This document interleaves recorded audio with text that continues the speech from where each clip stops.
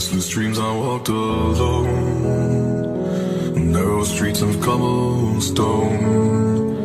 Neath the halo of a street lamp, I turned my collar to the cold and damp. When my eyes were stabbed by the flash of a neon light that split the night and touched the sound of silence.